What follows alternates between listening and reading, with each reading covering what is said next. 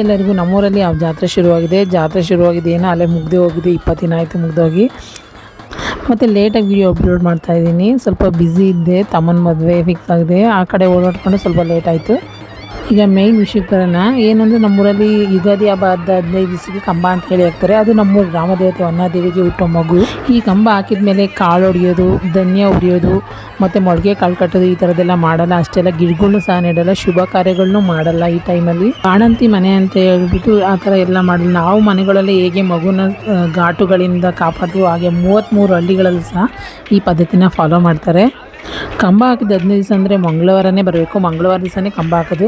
ಅಲ್ಲಿಗೆ 8 ದಿವಸಕ್ಕೆ ಅಂದರೆ ಮಂಗಳವಾರದ 8 ದಿವಸಕ್ಕೆ ಅದೇ ಮಂಗಳವಾರದಿಂದ ಪ್ರತಿದಿನ ಕೋಲಾಟ ಆಡ್ತಾರೆ. ಅದಾದಮೇಲೆ ನೆಕ್ಸ್ಟ್ ಸೋಮವಾರ ಬಂದಾಗ ಈ ಆಟಗಳನ್ನೆಲ್ಲ ಆಡಿಸ್ತಾರೆ. ಪವಾಡ ಮಾಡೋದು ಮತ್ತು ಈ ಬೆಂಕಿಯಲ್ಲಿ ಆರೋದು, ಏಣಿ ಬೇತಾಳ, ಈ ಥರ ಪ್ರತಿಯೊಂದು ಪದ್ಧತಿನ ಸೋಮವಾರ ಮಾಡ್ತಾರೆ. ನಾಳೆಯಿಂದ ಹಬ್ಬ ಅಂತ ಹೇಳ್ಬಿಟ್ಟು ಸೋಮವಾರ ದಿವಸ ಎಲ್ಲ ಥರದ ಆಟಗಳನ್ನ ಆಡಿಸಿ ಮುಗಿಸ್ತಾರೆ.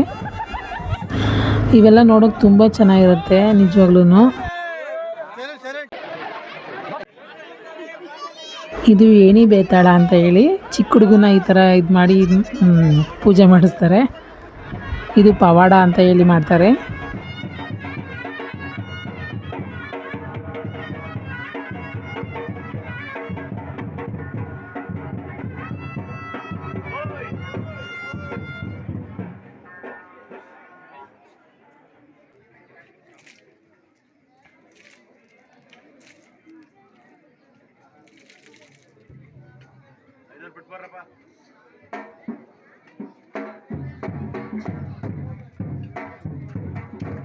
ಇದನ್ನು ನೋಡ್ತಾ ಇರ್ಬೋದು, ಇದು ನೇಗಿಲು ಉಳಿಯೋದು. ಒಂದು ಗಡಿಗೆಗೆ ನೀರು ತುಂಬಿ ಅದಕ್ಕೆ ನಮ್ಮ ಕಡೆ ಎಲ್ಲ ಬೆಳೆಯೋ ಧಾನ್ಯಗಳನ್ನ, ರಾಗಿ, ಭತ್ತ, ಜೋಳ, ಕಾಳುಗಳು, ಅವರೆಕಾಳು, ತೊಗರಿಕಾಳು ಈ ಥರದ್ದೆಲ್ಲ ಕಾಳುಗಳನ್ನ ಮಿಕ್ಸ್ ಮಾಡಿ ಆ ನೇಗಿಲಲ್ಲಿ ಉಡಿಸ್ತಾರೆ. ಆ ನೀರಲ್ಲಿ ತೇಲ್ಕೊಂಡು ಫಸ್ಟು ಯಾವ ಧಾನ್ಯ ಬರುತ್ತೋ ಆ ಧಾನ್ಯ ಈ ವರ್ಷ ಹೆಚ್ಚು ಉನ್ನತಿ ಪಡೆಯುತ್ತೆ ಅಂತ ಹೇಳ್ಬಿಟ್ಟು ನೇಗಿಲಲ್ಲಿ ಉಡಿಸ್ತಾರೆ. ಇದೆಲ್ಲ ಆದಮೇಲೆ ಮಂಗಳವಾರ ಹಬ್ಬ ಬಂತು. ನಮ್ಮನೆ ಮುಂದೆ ದೀಪ ಹಚ್ತೀವಿ ಅಂತ ಹೇಳ್ಬಿಟ್ಟು ತೋರಣ ಕಟ್ತಾಯಿದ್ದೀವಿ. ಇದಾದಮೇಲೆ ದೇವಸ್ಥಾನದಲ್ಲಿ ಭಜನೆ ಇತ್ತು, ತುಂಬ ಚೆನ್ನಾಗಿತ್ತು. ನಮ್ಮೂರು ದೇವಸ್ಥಾನದ ಎದುರುಗಡೆ ಜಾತ್ರೆಗಳೆಲ್ಲ ಬಂದು ಸೇರಿದ್ವಿ ಆಲ್ಮೋಸ್ಟು. ಇನ್ನು ದೇವಸ್ಥಾನದಲ್ಲಿ ಅಲಂಕಾರ ಎಲ್ಲ ತುಂಬ ಚೆನ್ನಾಗಿ ಮಾಡಿದರು. ದೇವಿ ನೋಡೋಕ್ಕೂ ತುಂಬ ಚೆನ್ನಾಗಿಲ್ಲ, ಅಷ್ಟು ಚೆನ್ನಾಗಿ ಅಲಂಕಾರ ಮಾಡಿದರು.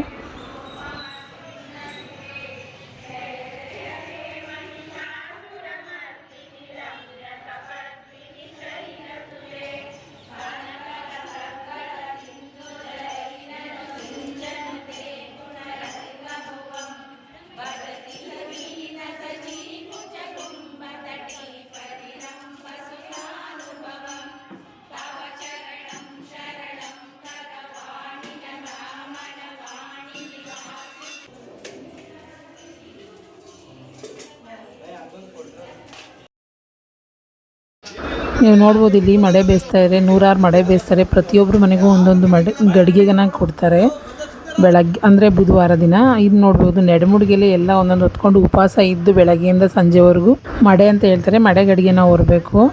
ಮತ್ತು ಅವರು ಬೆಳಗ್ಗೆವರೆಗೂ ಏನೂ ತಿನ್ನೋಂಗಿಲ್ಲ. ಮಂಗಳವಾರ ಬೆಳಗ್ಗೆ ಉಪವಾಸ ಇದ್ದರು, ಇನ್ನು ಬುಧವಾರ ಬೆಳಗ್ಗೆ ಇದೇ ಅನ್ನನ ಪ್ರಸಾದ ರೀತಿಯಲ್ಲಿ ಸ್ವೀಕರಿಸಬೇಕು. ಅಷ್ಟೇ ಅಲ್ಲ, ಬುಧವಾರ ದಿನ ನಮ್ಮ ಮನೇಲಿ ಸೊಪ್ಪಿನ ಬಸ್ಸಾರೇ ಮಾಡಬೇಕು. ಬುಧವಾರ ಬೆಳಗ್ಗೆ ಪ್ರತಿಯೊಬ್ಬರ ಮನೆಯಲ್ಲೂ ಈ ಥರ ಅಡುಗೆನ ಮಾಡಿ ಈ ಅನ್ನನ ಪ್ರಸಾದ ರೂಪದಲ್ಲಿ ಸ್ವೀಕಾರ ಮಾಡ್ತಾರೆ. ಇನ್ನು ಬುಧವಾರ ಹೆಜ್ಜೆ ನಮಸ್ಕಾರ ಅಂತ ಹೇಳಿ ಮಾಡ್ತಾರೆ ದೇವಸ್ಥಾನದಲ್ಲಿ. ಹೆಜ್ಜೆ ನಮಸ್ಕಾರ ಮಾಡ್ಬೋದು, ಉರುಡು ಸೇವೆ ಮಾಡ್ಬೋದು, ನೀರು ಹಾಕ್ಕೊಂಡು. ಅನಾರೋಗ್ಯ ಅಂದರೆ ಹುಷಾರಿದ್ದವರೆಲ್ಲ ಈ ಥರ ಅರ್ಕೆಗಳನ್ನ ಮಾಡ್ಕೊತಾರೆ ಬೆಳಗ್ಗೆ ಟೈಮು. ಮತ್ತು ಸಂಜೆ ಆರತಿ ಹೋಗ್ತಾಯಿದೆ, ನೀವು ನೋಡ್ಬೋದು ಸಂಜೆ ಆರತಿ. ಬುಧವಾರ ಆರತಿ ಆದಮೇಲೆ ಗುರುವಾರ ಬರೋದು ಬಾಯಿ ಬೀಗ. ನೀವು ನೋಡ್ತಾ ಇರ್ಬೋದು ವೀರ್ಗ ಸೇರಿ ಬಂದರೆ ತುಂಬ ಚೆನ್ನಾಗಿ ನೃತ್ಯ ಮಾಡಿದ್ರು ಅವರೂ ಸಹ.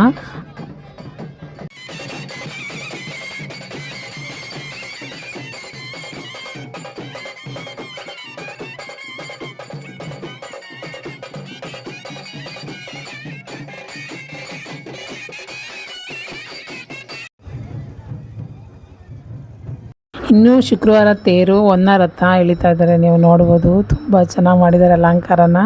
ಪೂಜೆ ಎಲ್ಲ ಮುಗಿಸ್ಕೊಂಡು ನಾವು ಬಂದಿದ್ದು ಅಡುಗೆ ಮನೆ ಹತ್ರ. ಇಲ್ಲಿ ನಾವು SLCಲಿ ಇಲ್ಲೇ ಓದಿದ್ದು. ನಾನು ಓದೋ ಟೈಮ್ SLC ಹುಡುಗರೆಲ್ಲ ಸೇರಿ, ಹುಡುಗರು ಮತ್ತು ಹುಡುಗಿಯರು ಎಲ್ಲ ಸೇರಿ ನಮ್ಮ ಕೈಯಲ್ಲಿ ಎಷ್ಟಾಗುತ್ತೋ ಅಷ್ಟು ದುಡ್ಡನ್ನು ಸೇರಿಸಿ ಈ ಅನ್ನದಾನನ ಮಾಡ್ತಾಯಿದ್ದೀವಿ. ಇನ್ನೊಂದು ವಿಷಯ ಏನಂದರೆ ನಮ್ಮ ಕ್ಲಾಸ್ಮೇಟ್ಸ್ ಈ ಥರ ಎಲ್ಲ ಮಾಡ್ತಿರೋಕ್ಕೆ ನಿಜವಾಗ್ಲೂ ತುಂಬ ಖುಷಿ ಇದೆ. ಈ ಅನ್ನದಾನ ಮಾಡೋಕ್ಕೆ ಯಾರ್ಯಾರು ಕೈ ಜೋಡಿಸಿದ್ರು ಅವರಿಗೆಲ್ಲ ಧನ್ಯವಾದ ಹೇಳೋಕ್ಕೆ ಇಷ್ಟಪಡ್ತೀವಿ. ಅಷ್ಟರಲ್ಲೂ ಮೇಯ್ನ್ ಹುಡುಗರಿಗೆ ಹೇಳೋಕ್ಕೆ ಇಷ್ಟಪಡ್ತೀವಿ, ಅಲ್ಲಿ ಪ್ರತಿಯೊಂದು ಓಡಾಟನೂ ಅವ್ರದ್ದೇ. ಭಟ್ರುಗನ್ನ ಕಲ್ಸೋದಿರ್ಬೋದು, ರೇಷನ್ ತರೋದಿರ್ಬೋದು, ವಾಟರ್ ತರೋದಿರ್ಬೋದು, ಪ್ರತಿಯೊಂದು ಅವರೇ ಎಲ್ಲ ಮಾಡಿದ್ದಾರೆ. ಅದಕ್ಕೆ ಅವ್ರಿಗೆ ಸ್ಪೆಷಲ್ ಧನ್ಯವಾದಗಳು.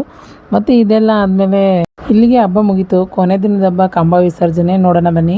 ಇಲ್ಲಿಗೆ ಮಗು ತೀರೋಗಿದೆ ಅಂತ ಅರ್ಥ. ಏನಂದರೆ ಇದು ಶಾಪ ನಮ್ಮೂರು ಗ್ರಾಮ ದೇವತೆ ವನ್ನದೇವಿಗೆ. 1 ವರ್ಷ ಮಗು ಹುಟ್ಟುತ್ತೆ ಮತ್ತು ಸಾಯುತ್ತೆ ಅಂತ ಹೇಳ್ಬಿಟ್ಟು ಆ 20 ದಿನ ಮಗು ಇದ್ದು ಜ್ವರ ಬಂದು ತೀರೋಗುತ್ತೆ ಅಂತ ಹೇಳಿ ಒಂದು ವಾಡಿಕೆ.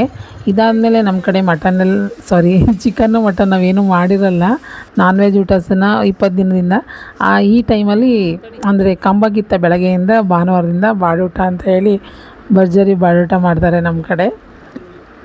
ನನಗಂತೂ ತುಂಬ ಹೆಲ್ಪ್ ಮಾಡಿದ್ದು ನನ್ನ ತಮ್ಮ, ಅವನದೇ ಅಡುಗೆ ಎಲ್ಲ ನಿಜ. ಪೂರ್ತಿ ಅಡುಗೆ ವಿಡಿಯೋನ ಅಪ್ಲೋಡ್ ಮಾಡೋಕ್ಕಾಗಲಿಲ್ಲ, ಯಾಕೆ ಅಂದರೆ ಸ್ವಲ್ಪ ಬ್ಯುಸಿ ಆಗಿಬಿಡ್ತೀವಿ. ಮಧ್ಯಾಹ್ನ ಮೇಲೆ ಜನ ಬರ್ತಾ ಇರ್ತಾರೆ ನೋಡಿ, ಅದಕ್ಕೆ